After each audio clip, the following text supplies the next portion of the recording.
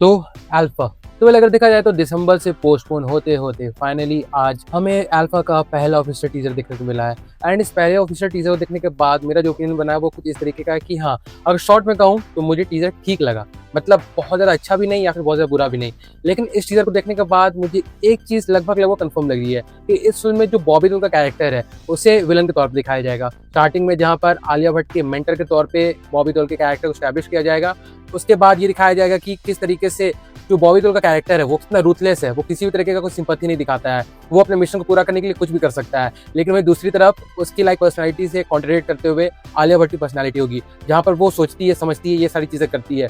लेकिन इससे दिक्कत नहीं है, दिक्कत कहाँ पे आएगी जानते हो? जहाँ पर ऐसे दिखा दिया जाएगा कि शर्वरी जो इस फिल्म में अभी तक बताया गया कि एक पाकिस्तानी एजेंट का रोल प्ले कर रही है एंड आलिया भट्ट एक रॉक एजेंट का, या फिर हम कह सकते हैं कि एक प्राइवेट इंस्टीट्यूशन के तौर पे इंडिया की तरफ से स्पाइंग करती है। एंड एक ऐसा मिशन होगा जहां पर दोनों को पता चलेगा, आलिया भट्ट और शर्वरी को, दोनों को, कि जो बॉबी देओल का कैरेक्टर है वो कुछ ऐसा करने वाला है जिसके चलते बहुत सारे मासूमों की जान जाने वाली है। तो उस थ्रेट को रोकने के लिए शर्वरी और आलिया भट्ट का कैरेक्टर दोनों साथ में आएगा। लेकिन फिर बाद में जब धुरंधर बहुत बड़ी हिट हो गई तो उसके बाद से रूमर्स आने लगे कि मेकर्स ने इस फिल्म की कहानी को टोटली चेंज कर दिया है या फिर काफी हद तक चेंज कर दिया गया है। जहां पर जिस तरीके का एक्चुअल प्रेमाइस इसका रखा गया था उससे आदित्य चोपड़ा ने इस फिल्म की कहानी को बदल के रख दिया है, जिसके चलते इस फिल्म को इवेंचुअली बार बार पोस्टपोन किया जा रहा था।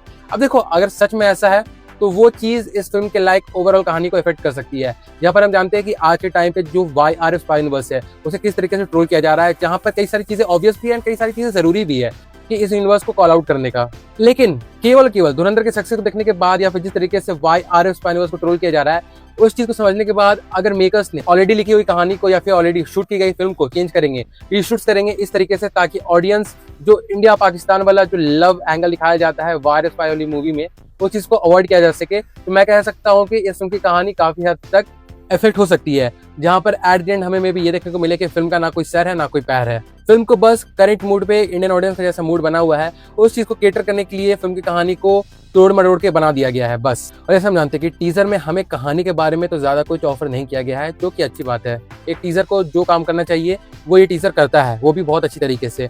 जहाँ पर हमें फिल्म के कई सारे सीन्स दिखाए गए हैं, कई सारे डायलॉग सुनने को मिलते हैं, यहाँ पर किस तरीके से बॉबी देओल का कैरेक्टर आलिया भट्ट का एक मेंटर है उस चीज को भी अच्छी तरीके से यहाँ पे बता दिया गया है। जिस तरीके से आलिया भट्ट और बॉबी देओल एक दूसरे से कम्युनिकेट करती है, जहाँ पर हम देख सकते हैं कि जो बॉबी देओल का कैरेक्टर है वो मेंटर तो है ही, लेकिन उसके अलावा उसके थॉट्स किस तरीके से आलिया भट्ट के कैरेक्टर को इन्फ्लुएंस करते हैं उस चीज को भी इस टीजर में अच्छी तरीके से दिखाया गया है। जैसे हम जानते हैं कि इस फिल्म के डायरेक्टर कौन है, शिव रवेल, जिन्होंने इससे पहले YRF की ही एक और वेब सीरीज को डायरेक्ट किया था जिसका नाम था द रेलवे मैन। जिसे भले मैंने पूरी तरीके से नहीं देखा है, लेकिन मैंने केवल एक एपिसोड देखा था एंड मुझे उस वेब सीरीज का पेस, उस वेब सीरीज का टोनैलिटी, उस वेब सीरीज का एटमॉस्फेयर, ये सारी चीजें पसंद आई थी। तो मैं कह सकता हूं कि अगर इस फिल्म को शिव रवेल ने उसी तरीके से बनाया जिस तरीके से उन्होंने अपनी वेब सीरीज को ट्रीट किया था, तो ये फिल्म एक अच्छी फिल्म साबित हो सकती है। मतलब इस चीज के हाई चांसेस है। लेकिन अगर मैं कह सकता हूं कि इस फिल्म का भी ट्रीटमेंट उस तरीके से किया गया होगा जिस तरीके से बाकी सारी YRF स्पाई यूनिवर्स वाली मूवीज को किया गया था, तो हम कह सकते हैं कि हाँ, चाहे शिव रवेल हो या फिर कोई और भी बेहतरीन डायरेक्टर हो, फिल्म की कहानी एट द एंड कॉम्प्रोमाइज हो ही जाएगी, जिससे एट द एंड क्या होगा, फिल्म भी इफेक्ट होगी। बट अभी हम उतना दूर नहीं जाते हैं। हमें पता है कि हमने ये रूमर सुना है कि इस फिल्म को डिले करने का कारण यही था कि मेकर्स इस फिल्म की कहानी को थोड़ा चेंज करना चाहते थे एंड इस फिल्म के कई सारे रीशूट्स करना चाहते थे ताकि ऑडियंस का करंट में जो मूड चल रहा है उस चीज़ को लेके ये फिल्म केटर कर पाए। एंड उसके बाद ये सारे रूमर्स बाद में जाके और भी ज़्यादा स्ट्रॉन्ग हो गए जब धुरंधर पार्ट 2 आई थी। बट ये सारी चीज़ें कहाँ तक सही है वो तो फिल्म देखने के बाद ही समझ में आएगा। अभी के लिए तो हम ज़्यादा कुछ कह नहीं सकते। लेकिन अगर टीजर को मैं एट द एंड फिर से कहूँ तो हाँ, टीजर ठीक लगा मुझे, ना ज़्यादा अच्छा और ना ही ज़्यादा खराब। एक टीजर को जो काम करना चाहिए ये टीजर वो काम करती है, अच्छी तरीके से करती है। जहाँ पर बॉबी देओल अपने हर एक रोल के साथ अपनी एक्टिंग को और ज़्यादा एनहांस करते हुए जा रहे हैं। एंड यहाँ पर भी वो जिस तरीके से कम्युनिकेट करते हैं, जिस तरीके से अपने डायलॉग को डिलीवर करते हैं, जहाँ पर वो टोटली नॉन चलांट लगते हैं। मतलब किसी भी तरीके का कोई हाव भाव उनमें देखने को नहीं मिलता है। उनका मकसद एकदम सेट है, उन्हें जो मिशन मिला है उसे कंप्लीट करना है। और टीजर देख के अभी तक तो लग रहा है कि हाँ, बॉबी देओल अपने कैरेक्टर को लेके बहुत हद तक सीरियस है एंड उन्होंने अपने कैरेक्टर को बहुत अच्छी तरीके से प्ले किया है।